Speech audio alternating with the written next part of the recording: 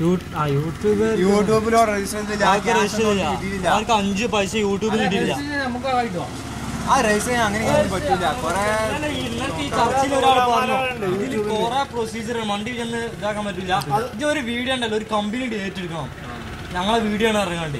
അപ്പോഴാണ് ഇപ്പൊ അതിന് പരസ്യം പറഞ്ഞിട്ട് മറ്റേ ഒരു പാട്ടാടുന്ന ചെക്കന് എന്തൊരു പാട്ടാടിയല്ലോ, അവര് ആക്കിക്കൊണ്ടൊരു പാട്ടടിച്ച ഒരു ചെക്കന് സ്റ്റേജിൽ കയറിക്കണ്ട് അത് പറഞ്ഞു. അതായത് പറഞ്ഞു കേട്ടില്ലേ,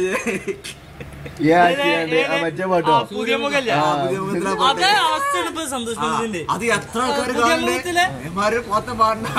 പുതിയ മുഖത്തിലെ ആ പാടുന്ന പാട്ട് ഒരു ചെക്കൻ ഒരു പയ്യനെ സ്റ്റേജിൽ നിന്ന് പാടുന്നു. അതിന്റെ ബുദ്ധിമുട്ട് നമ്മൾ കാണുന്നുണ്ടോ? അതേപോലെ തന്നെ എന്റെ പരിപാടി.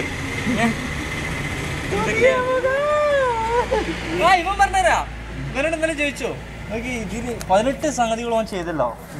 ഇതിൽ ഏറ്റവും ഇഷ്ടപ്പെട്ട സംഗതി അതല്ലേ, ഇതിൽ ഒന്ന് മ്യൂസിക്